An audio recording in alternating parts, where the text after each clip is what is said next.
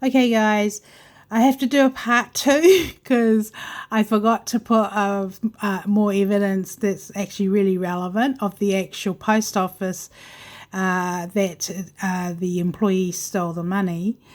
So it's just a continuous. I'll put this put this up too at the same time. So the date today is the 10th of April 2025, and this is part two of the last clip. So I'm just continuing with the evidence with the bank. Okay, so we're dealing with global organized crime games. It just means that they knew he was coming. Okay, they knew. They're watching me. They're reading our plans.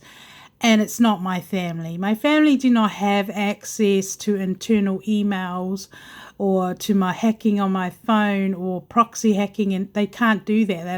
I just know.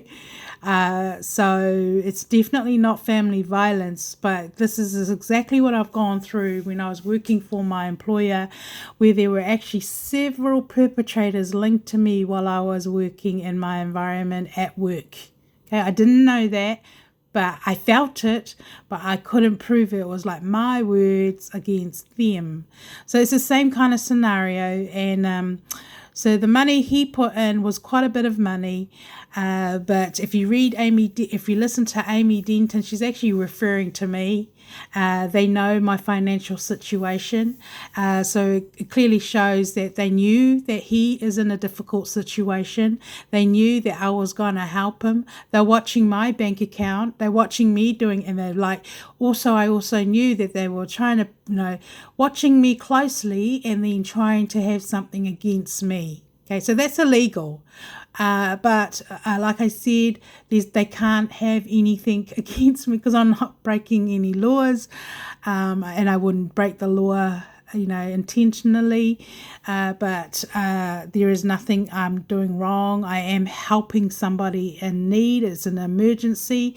Yes, there are other times you've got to break the law for, to compromise, because, you've got to always put life first, because that's why we have a government. As long as you're confident about the situation that it has to be done, that is when you compromise, and you got to, exercise and administer law and justice, because the life of the person always comes first. Okay, but Henry is not a criminal. I am not a criminal. We're civilians, originals, life in danger because other people, we're a threat to other people. So the victims always come first. So this here is Miss Denton's video clip. I'm not trying to make her famous. I think that for people like her, who just want to, have a piece of the pie or want to be famous and stuff like that, the people that are supporting her are probably, supporting her because they hate him and they hate me, and she's just a tool. That's all, okay? I have nothing personally, I'm just doing this because I'm standing up for myself, and I'm actually opposing her because she is causing havoc, and also what she's doing is a conspiracy. And like I said, she can also, somebody tried to kill Henry, so she can be a suspect, and that includes even the singers who support her. They all can be suspects to a crime scene if he gets murdered, but that's how it works in the criminal jurisdiction.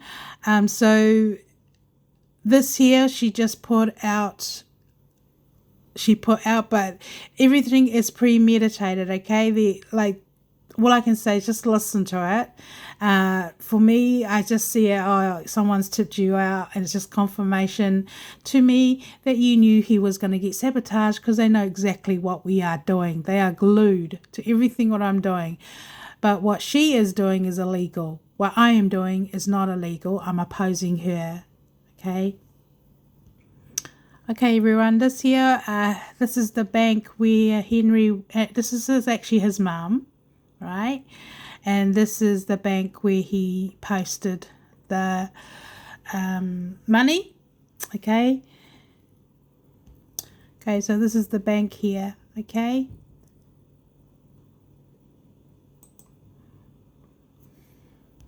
So this here was sent today on the to me New Zealand time, which would be the 10th of April, and then his time would be the 9th of April. So he's a day behind. That's where he is. So he is being sabotaged, okay? Him and his mum are both being sabotaged. They're just trying to get on with their life. They aren't criminals, okay? They haven't done anything. But they are being sabotaged by other people, just like I'm being sabotaged by other people in my space. But there's a clear case of intimate invasion and conspiracy tactics in between. So they did end up going to the police station with the manager, apparently. I did tell him that he needed to get the manager needs to give his money back, because that's not his problem. The employee stole the money and left. Okay, that's actually the company's problem. Really, what they should have done is give him his money and then them chase the guy. That's how it's supposed to happen, because he doesn't know his law. They have told him to give them some time to sort it out. But he's upset. Him and his mum are upset because they're relying on the money. They were planning sending the money to me, and then I was meant to use it for myself and whatever, and when he needed money, then I could send him money. But this is the intimate sabotage of our case. These people that are participating in this global game, whatever it is, they think it's funny until the law actually charged them. But this is pure evidence of sabotaging of our relationship. Okay, so this is his mum's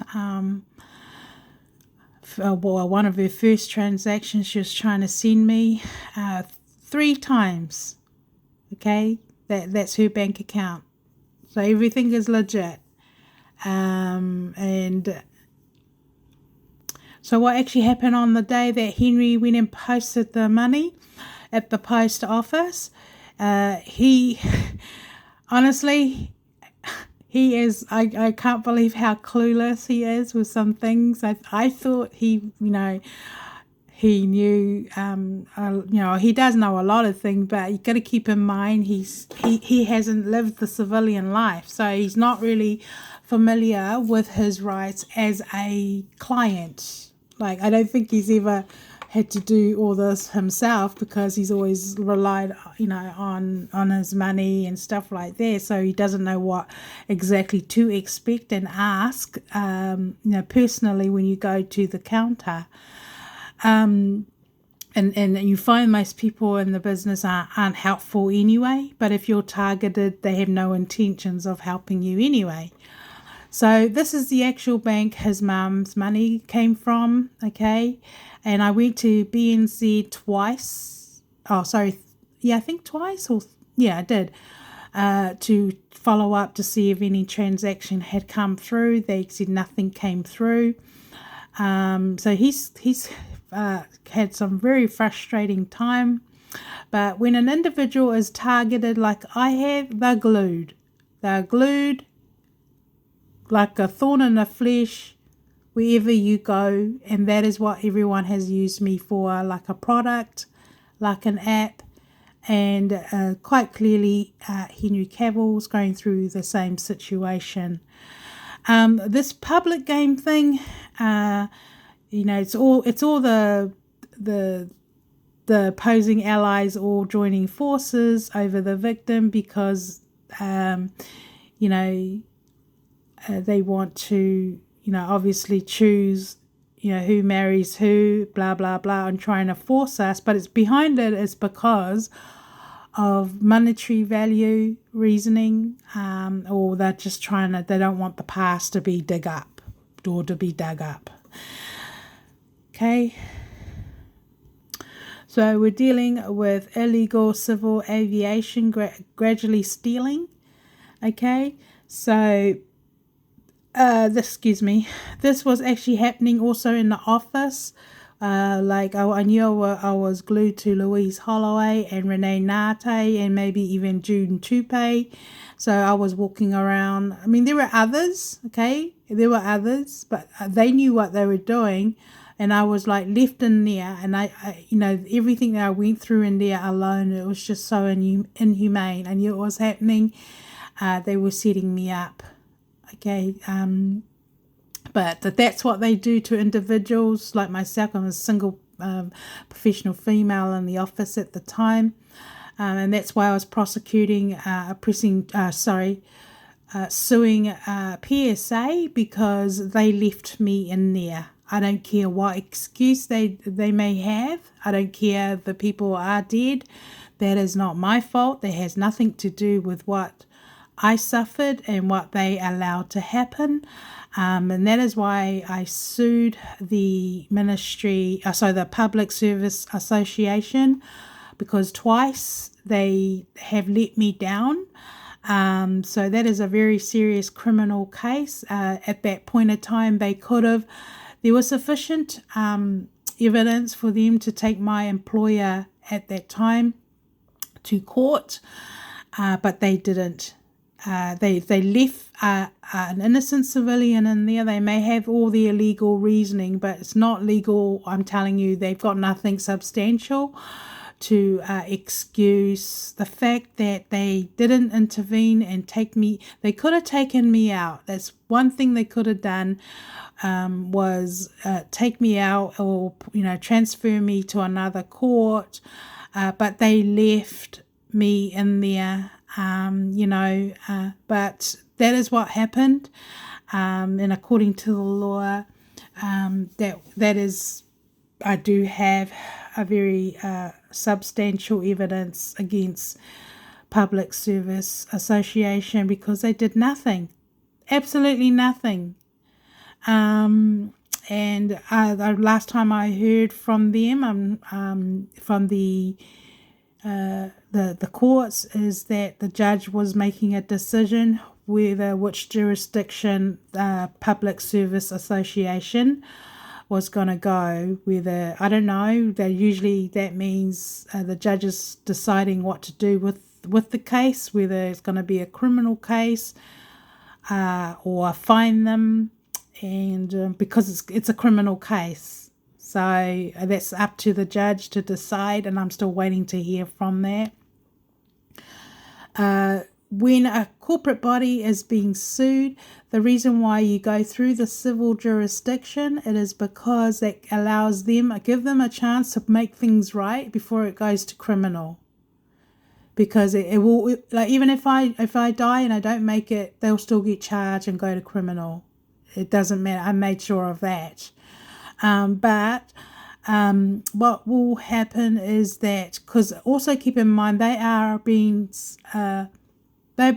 also, their barrister is Crown. For those who don't know who Crown is, that is, the state is on their side, but they are the defendants according to the law. So I'm not the defendant, I'm actually the victim opposing them. Okay, so they have committed a crime.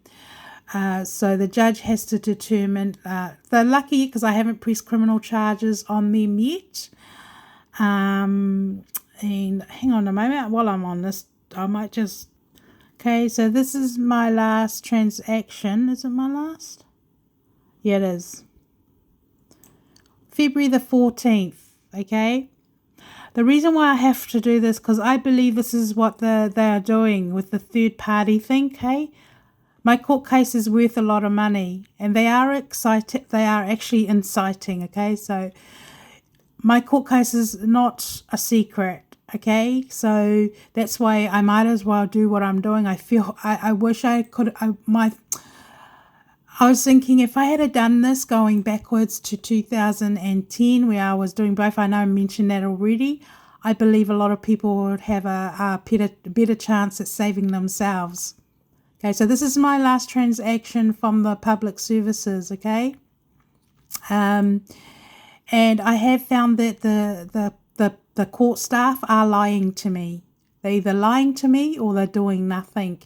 I've also noticed that when they're actually inciting, they're letting the public know that the judge is going to do whatever the judge is going to do. They're hinting to everybody.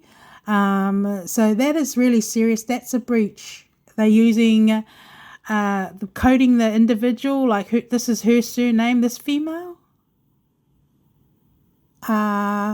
They're coding, they're taking bits and pieces of the people's names or something referring to them, and then they're tipping off the public, leading, because it means defeat.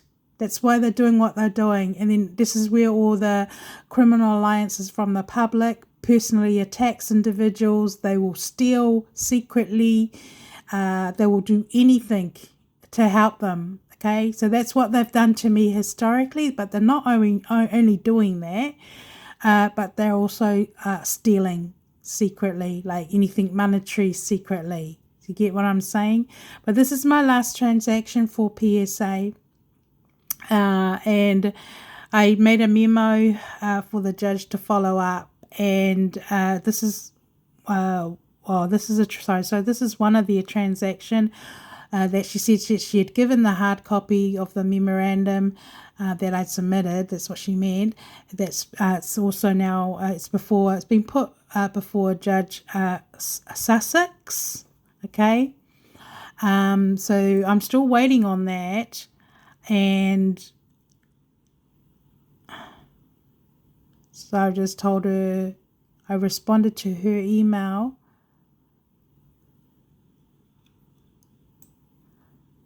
Yay. I also sent an email. She's the same case officer for the New Zealand police. But what I'm finding is I reckon I'm being abused because they don't think I'm worth being paid the money. They don't think, well, you know, the opposing ally. That has nothing got to do with my nationality, whether I'm young or old. But that is what this global gaming is doing, and this is why I'm getting attacked, is because they don't think that I'm worth anything. Okay, they see me as rubbish. They don't want me to get the money because legally by law they have to pay me by law. But historically I've noticed that they're not only just doing, they're actually secretly stealing and giving it to the substitute, or they're helping each other, so because it means defeat. Okay, so it doesn't matter regardless when it goes down to the criminal route or how long this is. I don't care if other people have stolen the money. The actual government or the government agency, it comes out of their pocket. Okay, it's not taxpayers' money. The New Zealand Police Agency has to pay for it. That's how it works. It's not got nothing to do with taxpayers' money. Cases like mine shouldn't even go before our council, but that's how they've treated me. They've treated me like a property, and when you treat a human being like that, I mean, you just, you know, allowing all other, I mean, everybody, you know, that they're all human beings. If they can see the advantage of stealing off somebody, why not? And that's what they've done to me, and that's illegal. So I'm still waiting on that, and I'll update you guys. Hopefully something will happen soon, because I'm in very dire straight situation. And that's how it is at the moment. I'm just going to take one day at a time and just really trust God in everything I'm doing. So nothing much has changed. I'm waiting on the 2 for the New Zealand Police. At the moment I'm working on my other one to do with the Ministry of Health and City Med. And before I let you go, I think I will just show you guys something. Okay, I've actually charged the Ministry of Health with genocide. Okay, here it is. This is the charging sheet. It's been signed. All the charging sheets have been signed. Okay. So this here, so it's been signed before and sworn before our deputy registrar. So it's a legal charge right now in the courts. Okay, so I've also charged, there's quite a few. All the charges have been signed. I have noticed people sabotaging my case, and they're actually deleting, or they're coming in my home. I'm just a female on my own. So that is what the criminal alliances are doing and coding. They're all taking turns coming in my home, going through my stuff. So they know when I'm not home, then I'll turn my back. And they've actually had access to everything I'm doing. So I've also charged them for charges like intentional damage. Okay. Okay, so here it is.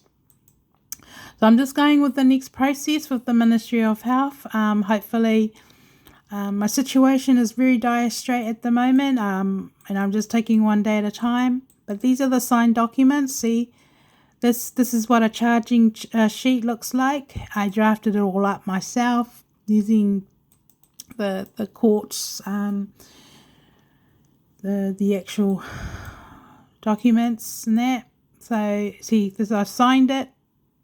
Okay, so I'm the prosecutor here. By law, I'm allowed to prosecute it.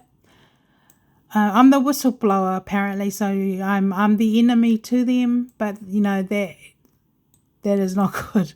So I have charged them. I've charged them for well, that's the aggravated factors. I'm also the victim. Okay, so. I'm just going through the next process. I've been advised the next process. I'm very sad about how they've treated me. I feel it's very wrong what they did. Like, I'm sad in a sense because all I see the danger it is for the public, because it's not fair. I'm the victim of crimes. I haven't done anything wrong. And they've taken everything away from me secretly, and it's scary, and it's sometimes still scary because I don't know these people that are following me, and I don't like it. So here are some of the charges here. So these are so I've actually, this is what is in court now. But I've that last judgment I put up about the Ministry of Health judgment. I'm sure some of you have actually read it, but I'm pretty professional and I know whether the judge has got all the information. Okay, so the court deputy registrar's job is to make sure that the judge gets every single evidence. Okay, so sometimes some of the judges' evidence that I have read, going back to Court of Appeal and the Supreme Court, okay, because I just put a video clip up just to let everyone know my case went to the Supreme Court. I went to the Supreme Court in 2018 to personally serve. I travelled like overnight trip to go from Auckland to Wellington to personally serve my appeal, only for the court not accepting it. And even though I had asked them to get if a judge could have a look at it because it was urgent, I told them at that time it was a matter of life and death, and because I knew my liberty was gone, and I was and they didn't take it. However, that's an exhibit now in the court. But I did go there. That's how, because I knew people were hacking. They were stealing my mail. So yes, they are stealing your mail. It's all about all in the between. But I have read their judgments, and I can tell by their judgments that the judges hadn't even looked at the evidence. Well, they haven't written anything about the sufficient evidence that I had submitted. The problem with the courts at that time was over the names of the parties, which they were, and I refused to because they wanted me to change it from individual to from the corporate body to the individual. So that was the issue we had with the court deputy registrar, with the Court of Appeal and Supreme Court, because it's actually then it's not there. A court deputy registrar cannot actually tell a party to change a name of a legal document. Like, just tell me to change that before they accept it, because that that is not the court procedure, and that's why I was adamant I wasn't going to do it, because by law and according to the court protocols, anything to do legally has to be done in open court before a judge, or the judge can accept the evidence as legit and make a decision on that. So the people that was the court deputy registrars that was receiving my information, I don't believe they gave all that correct information, because I gave them evidence of legal evidence to prove that the legal names of the parties should be Ministry of Health and City Med. And because I also paid a fee, they charged me $75 just to change the name. And then I had all supporting evidence of the court rules and from other court registrar who said the same thing. That's what I had to do, and I did it. And then I went through the court appeal process and Supreme Court, and they declined my documents because they of the names of the party. And even though I gave them the right evidence, they obviously were just determined to be biased and prejudiced and trying to force me to break the law. So then that gives them satisfaction, but I refuse to, because they shouldn't be telling me to do that. And for one thing, they can't say you got to do it, because that's needs to be amended in open court, or the judge can just amend it on paper if he or she is satisfied with the evidence that I had given, but the court registrar didn't give it. So if you look at, I'm actually thinking of putting those judgments singular, okay, for everyone, so they can see for themselves that they are unlawful strikes. But that's not good what they've done. So I've also charged them for acts of torture. This is me, okay. It's already signed and sealed. Well, this is actually not the sealed one. I have to get the sealed one for you. Just give me a sec, because I did get it signed before a court deputy registrar, and that's David Hartland, every single one of them. So if the judges don't have that, that's not my problem. But I have found that that the courts are not giving the judges, that they're trading in influence. That's what they're doing. They're coding people, and then they're cheating. That's what I say, they're cheating. Okay, so I think I'm doing everybody a favor to show you what is actually cheating and what is not cheating, because I'm not cheating. They know I know my stuff. They know that I am old school, and they know I'm top notch, and they know I'm a no nonsense sort of person. And so they oppose me because they're helping each other, but that's still wrong. Okay. Right.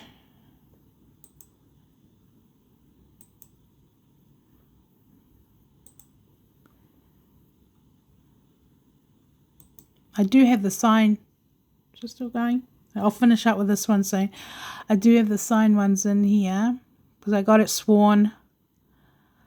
So I have charged them with genocide. So I'm at the moment processing with that, and I've got a good feeling that probably the end of that. So what will actually happen is that I haven't got the email up yet, but did get a notation to say that with PSA the judge is going to make a decision on the jurisdiction. But what I have found is that they're secretly stealing and switching, like they're stealing off me. That's what they've done.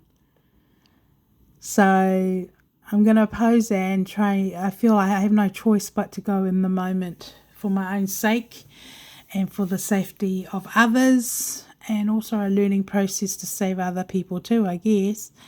But this is a very serious system. Let me have a look. I'm just trying to find... Okay, so the Ministry of Health went through the judiciary review. Might as well talk about that and then I'll finish up. So this is the legit case of Ministry of Health, okay? They got split up because they got dealt separately, but they're actually jointly charged. They're not actually the respondent, they're the defendant. That's how I put it on my statement of claim. This here went through to Judge Jagos, okay? So in his hearing, I was upset because there was a hearing set before him and I made a complaint to the court registrar, which was Sharik, okay, Ali. I don't know whose fault it is, but what I have found that I was being organised crime. They were setting me up internally and outside, okay. So I'm one of these people who is never late to important things. Never late. I always go early. And if I'm unsure of something, it's always because I prefer to be not stressed, just take my time. But if I'm late, it has to be a good reason, which is very rare. Because of time management, I'm really like, people can say, yeah, it's true, she's never late, it's, because it's true. And I'm like that even with my private life with 3 kids. I don't care how, but I'm always on time. If I've got some kind of important things, I was never late for church or never late. I was just always on time. And also have my house clean. I was just very that type of a mum. So anyway, I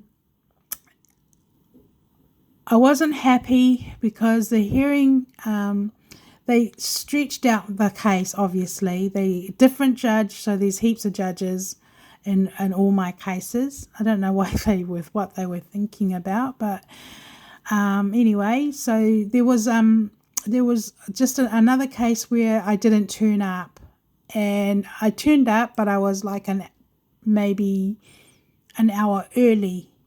I waited till the doors were open. I was like one of the first people there for the courts to open. Yeah, they can find out that what I'm saying is true because you've got to go through security.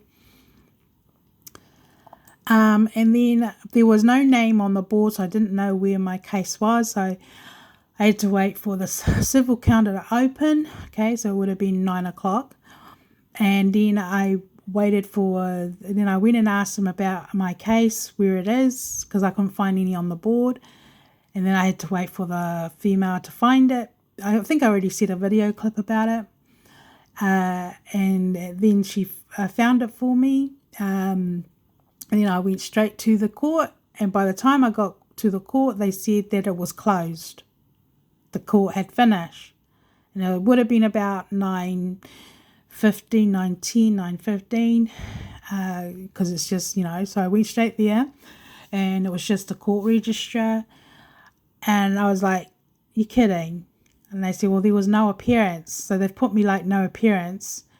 And the Crown had turned up, but they it was just open and shut. And I said, well, can you let the judge know I'm here? And they said, no, the judge doesn't want to deal with it. That he's got to. And the judge was Judge Jagos. And so I think the Crown had appeared on video, I can't remember the name of the screen. They do it on screen because I actually contested about that because I'm not used to having a counsel on screen where they do like on screen and then that's how they appear. And I was like, that's just weird.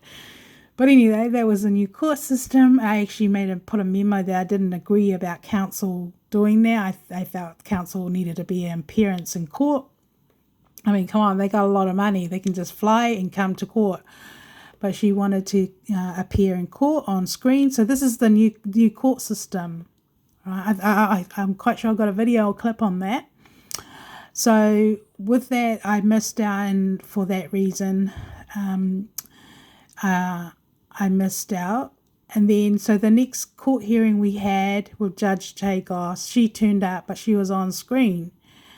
And I was like, I didn't even get her name until I found out later. and I just felt that was just not. I didn't like it. I just didn't feel right that, this council is on screen and then all the other councils come in and then we do the bowing traditional thing we do to a judge and she's like, they're on screen, sitting on screen. And I'm like, I'm like old school. It just felt so weird. But that is the new age system. And I just thought, I'm not bowing to you. We're bowing, because the court protocol is we got to bow to the judge when he walks in. And it just didn't, for the proper court protocols and authority, she shouldn't be there. And I'm thinking, these lawyers get paid a lot of money. They can just hop on a plane and just come to the court, But anyway, that's what they did. And our case was last, and I contested the fact because I wasn't happy. I told the judge wouldn't let me talk. He was, it was quite clear he wasn't gonna, didn't want to hear anything about what I had to say. And I didn't consent. I said to him, but he said he had a problem with my application, and I contested that in court. I said that something around the documents that, so he said my documents weren't formal, or he said he'll deal with the councils because it was formal and mine wasn't formal. So anyway, I had no say in the matter, but I didn't consent to it. So I wasn't happy that he put on his minute that I consented to it. I actually put a minute against that. Don't know whether he got it or not, but I'm one of these people, if I'm not happy about something, because that is our right, and that is how it goes in the court procedure. That's what you do in court is, when a party's not happy in court, a lawyer or a plaintiff or a defendant, that's how you argue stuff in court. But the problem I'm having is the trading in influence. That is why unlawful strikes is definitely taking place. But I did do a minute opposing Judge J. Goss minute, because I did not consent to it. Okay. In fact, I actually told him that things were really bad for me. I needed help because of the criminal harassment, and that was the end of that. But this is the kind of things I've been going with some of the judges. I felt I begged for my life, for help, and they just ignored it. Here it is. I did put in a minute, like I said. What I'm also finding is that the people in the middle, they're destroying evidence, okay, of the minutes, against, see, here it is. I contacted the case officer, Sharik Ali, on 2 separate occasions by email to notify her of the court number, of the court number. He didn't. The courts were not giving me information. They were setting me up. I didn't even know which court to go to, so that's why I had to go to the counter to try and find out. But that's what they were doing. They were setting me up. They were trading an influence and helping each other. That's my version of facts. And here it is. The applicant waited for the counter to open at 9 a.m. to find out what the courtroom her case was. And then a young female at the counter said I had to look on the list. I quickly looked at the list and I could not find anything written to indicate my court case or which courtroom it was. The female at the counter then looked at my case in CMS and told me that I was in courtroom 4. Then I went straight to the courtroom, and this is the court registrar here. And they're also changing different court registrar, different judges. So I did put in memos and stuff. Like I'm so like contesting anything because I'm old school. So what I'm finding, this is where the public scrutiny coming in because of the coding. They are cheating. The opposition is cheating because they're trying to help these people from not losing their job. That's cheating, Crown. Okay, it's not on.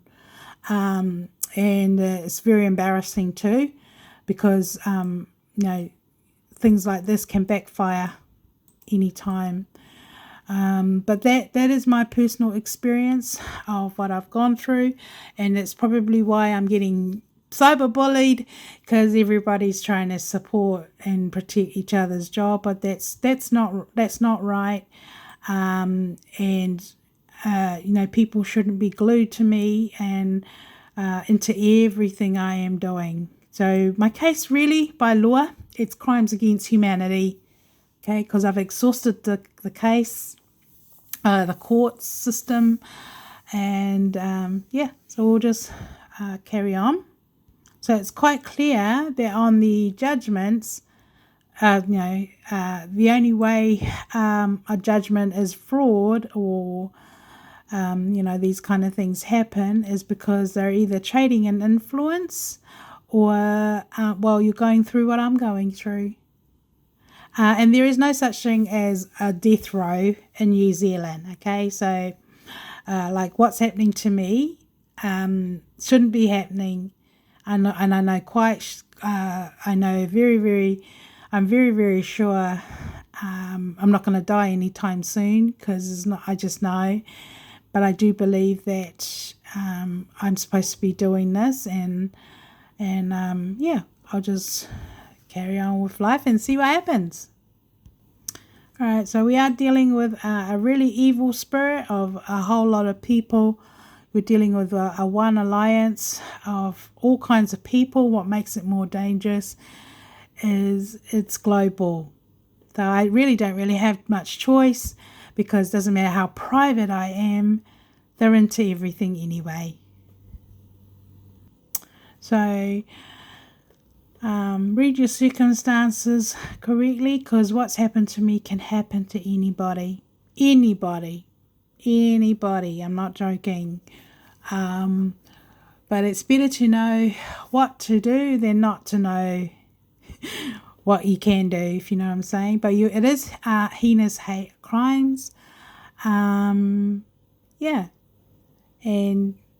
hope that I'll leave it at that and finish this clip now.